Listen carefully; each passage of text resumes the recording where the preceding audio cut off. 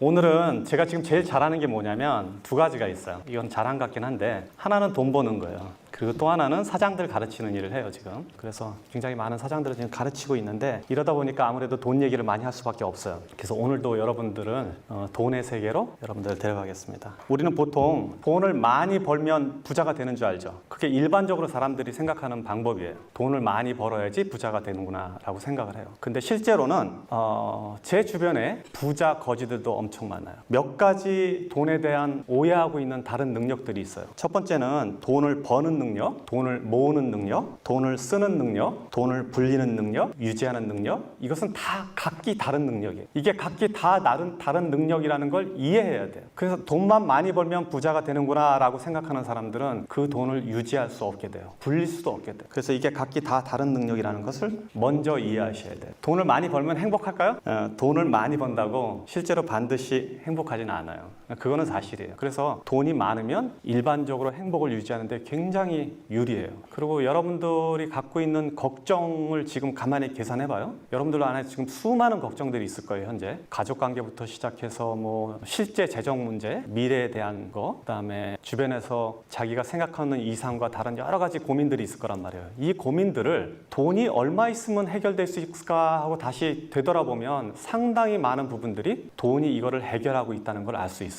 돈은 중력과 같아요. 즉 돈이 많으면 많을수록 다른 돈을 끌어들이고 그 돈의 무게감이 크면 클수록 다른 돈을 끌어들이는 힘을 갖고 있어요. 보통 돈을 보면 돈이 여러분들 예를 들면 이렇게 얘기합시다. 내가 지금 10억을 벌고 싶다. 10억을 목표를 세웠어요. 그럼 매 1억을 지금 모아간다고 가정을 해요. 열심히 일하고 혹은 사업을 해서 1억을 모았어요. 그럼 그 다음 또 1억을 모으고 1억을 모으고 이렇게 해서 계속 10억까지 갈 거 아니에요. 근데 이제 보통 사람들이 생각하는 돈의 개념은 첫 번째 1억을 모을 때 이 1억을 모으기 위해서 들어간 노력의 총합이 예를 들면 100이라고 가정을 합시다. 그럼 두 번째 1억을 모을 때 또 100이 들고 세 번째 1억을 모을 때 또 100이 들고 해서 전체 1000이 들어가야지 10억을 모은다고 이해를 해요. 통상적으로. 근데 그렇지가 않아요. 돈은 중력이 있기 때문에. 그래서 돈은 처음에 1억을 모을 때 100의 노력이 들어갔지만 두 번째 1억을 모을 때는 90이 들어갈 수 있어요. 그 다음에 세 번째 1억을 모을 때는 80이 들어가요. 같은 방식으로 계속 이어지다 보면 나머지 9번째, 10번째에서는 10의 노력도 안 들어도 돈이 느는 거예요. 이게 돈이 갖고 있는 중력의 힘이에요. 그러면 이거를 숫자로 계산하면 제 느낌은 어떠냐면 1, 2, 3, 4, 5, 6, 7, 8, 9, 10 이렇게 돈이 늘어나는 게 아니라 1, 2, 4, 8 순식간에 10 이렇게 되는. 그러니까 그렇게 돈이 늘어나는 거예요. 그래서 중력은 돈과 중력은 동일한 형태를 유지하고 있다. 이게 돈의 속성 중에 하나야. 이해를 해야 돼. 그래서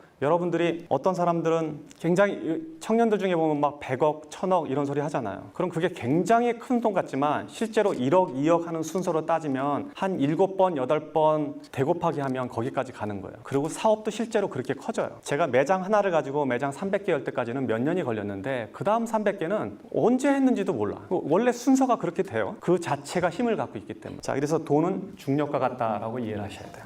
두 번째, 돈은 인격체예요. 여러분들은 오늘 이 저녁부터는 돈을 인격체로 받아들여야 돼요. 자, 인격체란 뭐냐? 인격체로 돈을 이해하면 돈은 어떤 형태로 보이냐? 여러분들이 보는 시각이, 돈을 보는 시각이 완전히 바뀔 거예요. 그러면은 큰 돈은 어른이고 작은 돈은 아이가 되는. 돈은 감정을 가졌어. 돈은 생각을 해요. 그리고 또 돈은 자기가 좋아하는 데가 있고 싫어하는 데가 있어요. 그리고 돈은 헤어지는 것을 싫어하고 함께 모여 있는 걸 좋아해요. 돈은 그래서 몰려다녀요. 이런 특성들을 고려하면 돈은 인격체예요. 그러니까 여러분들이 돈을 모으면, 돈을 벌면 이 돈을 인격체처럼 대해야 돼요. 그러니까 잔돈을, 작은 돈을 함부로 낭비하면 큰 돈을 모을 수 없는 것은 당연한 이치. 그리고 돈은 감정을 가졌어요. 그래서 여러분들이 돈을 벌었는데 이 돈을 아무 데다 함부로 쓰잖아요. 뭐 술집에 가서 탕진을 한다든지 도박을 한다든지 아니면 이유 없이 사치를 한다든지 그러면 돈을 감정을 가졌기 때문에 나를 이렇게 대하는구나 이 사람은 그렇게 생각하고 돈은 여러분들을 떠날 거예요. 왜냐하면 돈은 자기를 갖다가 하찮게 대하는 사람들을 옆에 두지 않기 때문에 그래요. 또 돈은 생각을 가졌습니다. 생각이 있기 때문에 여러분들이 무슨 행동을 하는지 면밀히 이해하고 있다가 갈까 말까를 결정하고 생각을 가졌기 때문에 여러분들이 좋은 일에 돈을 쓰면 그 돈은 다시 돌아와요. 그래서 큰 돈은 작은 돈은 아껴야 되고 큰 돈은 제대로 보내줘야 돼요. 이게 돈을 쓰는 방식 중에 하나예요. 일정하게 들어오는 돈은 불규칙한 돈보다 힘이 세다. 사업이나 자기 생활에서 이거를 이해 못하는 사람들은 절대 돈을 못 모읍니다. 일정하게 들어오는 돈은 일정하게 들어오는 것 자체가 어마어마한 힘이에요. 아까 내가 중력 얘기했죠. 중력. 그러니까 큰 돈은 상대적으로 작은 돈보다 중력이 셀 거예요. 그런데 일정하게 들어오는 돈은 한 번에 몰려다니는 돈보다 힘이 세요. 무슨 얘기냐면 매달 100만 원씩 버는 사람은 한 번에 1년 내내 굶다가 어느 날 1000만 원 버는 사람보다 힘이 세다는 얘기예요. 이거를 캐시플로우라고 얘기해요. 일정하게 물이 들어오는 거. 그래서 돈을 어디 가서 일당으로 돈이 많이 버는 사람들 있죠. 뭐 기계 고치고 뭐 설비해갖고 하루에 30만 원, 50만 원 버는 사람들 돈을 못 벌게 돼 있어요. 그 구조적으로. 그렇게 하루 일당씩 보면 30일이면 얼마 이렇게 계산하면 여러분 수입보다 몇 배 되는 것 같지만 실제로 그런 사람들은 일정하게 돈이 들어오지 않기 때문에 그 돈을 모을 능력이 사라져버려요. 사업도 마찬가지예요. 매출이 주말에 500만 원 오르는 거 아무 의미 없어요. 매일 100만 원 오르는 게 더 좋은 거예요. 왜냐하면 일정하게 들어오는 돈은 그 돈 자체가 강력한 힘을 갖고 있어요. 그러니까 일정하게 들어오는 돈은 조직화된 돈이라고 봐야 돼요. 그래서 그 돈은 다른 돈들을 이겨요. 더 큰 돈, 목돈 2천만 원, 3천만 원 들어오는 거 아무 의미 없어. 매달 100만 원, 200만 원 버는 게 아주 무섭고 중요한 돈인 걸 알아야 돼요. 고생해서 번 돈은 공짜 돈보다 힘이 세다. 이거는 좀 이해하기가 쉬운데 돈은 같은 100만 원이라도 혹은 같은 1000만 원이라도 그 숫자는 가치는 지금 현재 보여지는 가치는 동일하더라도 그 돈이 벌어진 과정에 따라서 그 돈의 무게가 틀려져요. 여러분들이 고생해서 벌은 돈은 돈의 가치가 무게가 100kg라 그러면 누가 준 돈은 1kg도 안 되는 거예요. 그래서 가볍게 날아가요. 이치를 아시겠죠? 그런 돈은 그냥 흩어져 버려요. 복권에 당첨됐다든지 갑자기 사업을 해서 돈을 벌었다든지 혹은 누가 줬다든지 유산으로 받았다든지 땅값이 갑자기 올라서 떼부자가 됐다든지 이런 사람들의 돈은 같은 1억이라도 내가 벌어서 꾸준히 모아서 적금 들어서 벌은 돈 1억하고는 전혀 다른 가치를 갖고 있는 거예요. 그래서 고생해서 번 돈은 공짜임보다 그 힘 자체가 그리고 그 중력 자체가 전혀 다른 역할을 하고 있어요. 사실 성공이라는 거는 한 사람의 성공은 그 이면에 굉장히 많은 사람의 슬픔과 고생을 바닥에 두고 있어요. 돈은 몰려다니기 때문에. 그래서 성공한 사람들이 하는 실수가 뭐냐면 지금 이런 거를 잘 지키지 않는 게 보통 성공한 사람들이 흔히 하는 실수예요.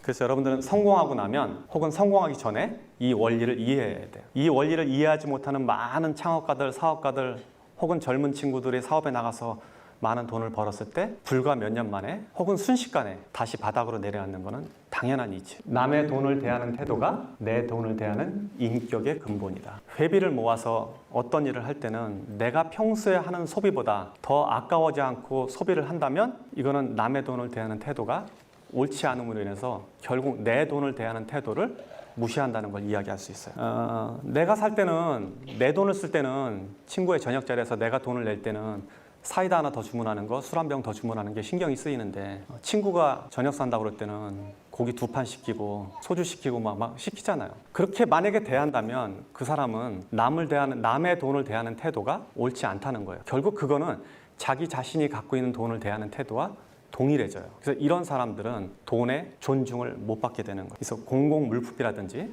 여러분들이 어디 나가서 세금으로 어떻게 마련한 뭐 시설물, 형태, 서비스 이런 것조차도 이게 공공자산이면 결국 그 안에 내 돈도 있고 남의 돈도 있잖아요. 남의 돈을 존중하는 태도가 자신의 돈을 존중하는 태도와 동일해져요. 그래서 남의 돈을 대하는 태도는 꼭 내 돈을 대하는 태도와 동일하다고 이해를 하셔야 돼요. 이거를 조금 더 설명하면 이제 수학이론이라고 나오는데 수학이라는 건 뭐냐면 이 사람이 부자가 되는 과정을 제가 유추해서 설명한 글이에요. 수각이 크다는 건 수각이라는 거는 물을 받는 돌이거든요. 절에 가면 많이 있어요. 물이 그 안에 흘러 들어오면 그 흘러 들어온 물을 모았다가 일부를 내보내고 계속 모을 수 있게 하는 구조인데 우리가 저런 돈의 철학을 잘 이해하지 못하면 수각 자체가 없어져요. 그러니까 그 돌 그릇 안에 그릇 자체가 작아져서 돈이 모아지지 않는 형태를 말해요. 그래서 돈에 대한 이해를 저렇게 명확하게 하면 수각이 크기 때문에 항상 돈이 들어오고 항상 큰 돈이 내 안에 남아있단 말이에요. 이 가치를 유지할 수 있는 게 바로 지금 제가 말한 몇 가지 원리예요. 지금 이렇게 돈에 대해서 이야기를 하면 여러분들은 어떻게 그럼 현실적으로 물어볼 거예요. 어떻게 돈을 벌어야 될까라고 고민해보죠. 돈이라는 거는 그게 모여지려면 그 모여진 것 자체가 이렇게 모여지려면 일정한 규모가 이루어져야 돼요. 회사도 마찬가지예요. 회사가 막 초기 성장하는데 회사가 좀 크니까 미리 사회적 기업을 만드는 사장들이 있어요. 막 직원들한테 월급 업계보다 훨씬 더 주고 막 차 사주고 혹은 뭐 배당 주고 이러는 사람들이 있어요. 국가도 그렇게 하는 경우 있습니다. 내가 자본을 모아서 이 자본이 다른 자본을 끌어들이기 전까지는 모으는 게 더 현명한 일이에요. 만약에 가족을 도와준다고 해도 그 이후에 그 자본이 잉여 자본이 재산을 만들어질 때까지 기다렸다가 도와주는 게 나는 더 합리적으로 봐요. 회사도 마찬가지거든요. 회사가 막 성장하면 직원들은 이렇게 회사가 커지는데 더 달라, 보너스 달라 이렇게 하는데 그 현명한 사장이라면 그걸 굉장히 적절하게 분배할 거예요. 유보금과 지금 나눠주는 돈을 잘 조정해서 이 회사가 앞으로 어떤 일이 벌어질까를 예측해서 인수합병에 들어갈 수도 있고 아니면 지속 성장하기 위해서 필요한 어떤 시설, 도구, R&D 이런 시설이 필요하는데 그냥 나오는 대로 다 없애버리면, 즉 모아놓지 않으면 그 힘을 가질 수가 없어요. 상당히 경험이 아니고 자기의 가치를 존중하는, 자기의 가치를 내보이는 어떤 거에 돈을 쓸 수도 있어요. 내가 말하는 경험은 뭐냐면 이 경험이 나를 더 고양시킬 수 있는가 이거. 책값 이런 거 쓰는 거 괜찮아요. 자, 소비 수준이라는 거는 내가 사는 거는 내가 어떤 소비를 한다 그러면 이게 내가 필요한 건가 아니면 그냥 필요한 것이 아니고 그냥 욕구인가를 구분해야 돼요. 특히 자산이 모아지기 전까지는. 저는 이걸 어떻게 계산하냐면 월급 생활자들은 예를 들면 여러분들의 소득보다 반인 사람이 쓰는 것과 똑같이 한다 그러면 맞을 것 같아요. 보통 사업가들은 내가 25%만 쓰라거든요. 만약에 내가 어느 사업에 한 100억 정도의 단계에 있는 어떤 동료들의 사업가가 쓰는 생활 소비 수준이 있다면 나는 그보다 25%에 맞춰서 사는 게 맞아요. 그렇게 유지해 가는 거거든요. 지금처럼 저렇게 월급 생활자인데, 그러니까 지금 아까 자본이 일정하게 모여서 이 자본이 다른 자본을 만들 때까지, 여러분들이 언제 일을 그만둘 수 있는지 알아요? 월급 생활자들은? 여러분의 월급이 만약에 200만 원이라면 한 달에 200만 원 정도 돈이 나오는 어떤 구조까지 갈 때는 돈을 모아야 돼. 그럼 200만 원 정도 나오는 부동산을 사려면 부동산이 얼마일까 계산해 본 적 있어요? 한 4억짜리, 5억짜리 오피스 콘도 혹은 건물 이런 거 사면 약 200만 원 될 거예요. 그러니까 그때까지는 돈을 모아야 돼. 그러면 나는 평생 일 안 해도 되는 거지. 아니면 그 반만쯤 모으면 반만 일해도 되는 거고. 그렇게 돈을 모아는. 그리고 월급 생활자가 5억을 어떻게 만들어? 아까 말한 대로 5억 만들려면 처음 만들어야 되니까 1억 먼저 만들어야 되고, 1억 만들려면 1,000만 원 먼저 만들어서 그렇게 씨앗처럼 모아서 거기까지 가야 돼. 그거 가는 거 생각보다 빠른 거 아니에요. 해보면 막상 해보면 별거 아니에요. 왜냐하면 자본 자체는 자본이 자본을 불러들이기 때문에 복리로 늘어나기 때문에 가능해진단 말이에요. 그러고 나서 200만 원 정도, 300만 원 정도의 월세가 나올 정도 되면 그 정도의 소비 수준만 유지하면 평생 일 안 해도 되는 거잖아요. 그 구조로 가는 거예요. 전부 다 부자라는 거는. 그걸 이해하지 못하면 계속 똑같은 생활을 하는 거예요. 그래서 처음에 그렇게 하면 안 돼. 처음에 되게 잘 모아요. 악착같이 모아야 돼. 평소에는 이게 여러분 청년들이 자꾸 실수하는 게 있어요. 이게 마중물 같은 거예요. 모든 게. 내가 젊은 나이에는 젊어서 어떤 경험을 쌓고 이렇게 인생을 전체를 죽이지 않는 것도 되게 좋은 일인데, 자본이 모이거나 아니면은 마중물처럼 뭐가 올 때까지는 좀 노력해야 돼요. 좀 유보하고 노는 게 맞아요. 그리고 그렇게 하라는 이유는 뭐냐면, 젊은 친구들은 특히 내가 이 세상에서 나 스스로 존재해서 살아남을 수 있는 걸 증명해야 돼요. 이거 굉장히 중요한 일이에요. 오늘은 그 질문이 안 나오는데 좋아하는 걸 할까요? 잘하는 일을 할까요? 맨날 이렇게 물어본단 말이에요. 상관없어. 돈 버는 일을 해야 돼.